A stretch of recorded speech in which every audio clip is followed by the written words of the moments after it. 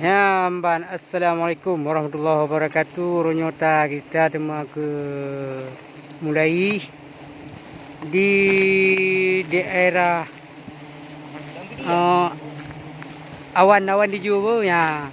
Rupunan si dong nyota mulai cok rumah orang. Hah? Abdia. Ya. Ya, ya.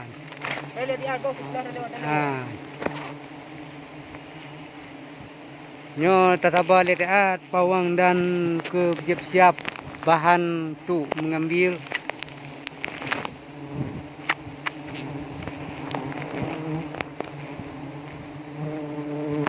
Nyampung hai. Umpung 22 meter tegonya. Nyampung. Nyan awan galon nya langit. Nya langit. Yang kemopat. Nyampung tu. Yang kau tam le isok lama. Uno pawang dabo truk ka le kecok nyo tinggai pawang dabo yang ke pertama.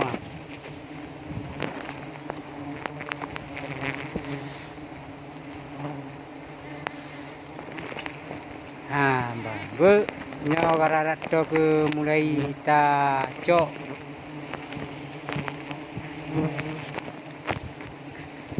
Nyo bismillah. Rezeki pun mudah.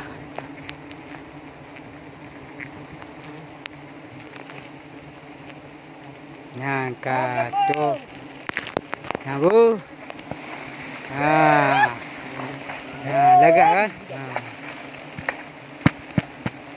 Ya, barangnya. Mantap. Ya. Ya, mantap. Ya, beres kan? Okey.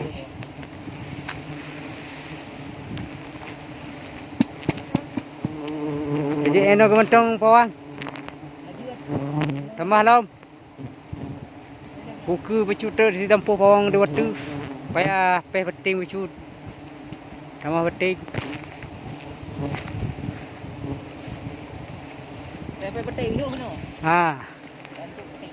Untuk ke masa depan ku ber.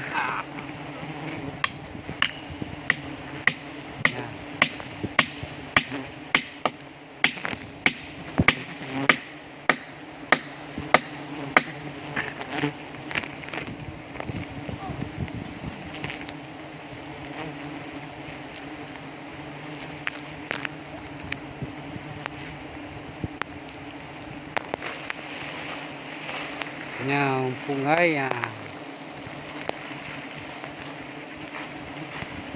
Yang sepandu kamu balik pawang. Anak rumah di. Sepandu kamu balik. Anak rumah di gambar haji. Ya, sepandu.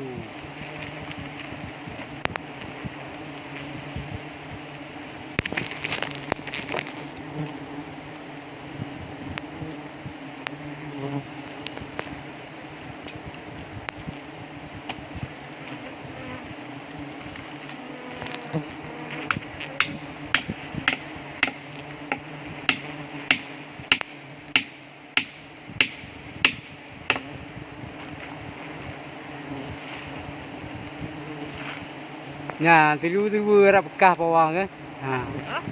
Tilu-tilu balum-balum tilu harap bekah pawang.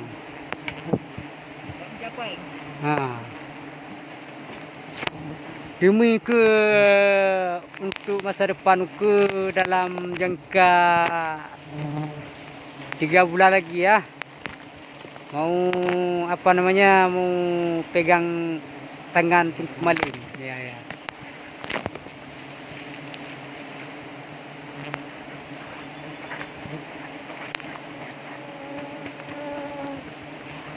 Oke, terima kasih. Assalamualaikum warahmatullahi wabarakatuh.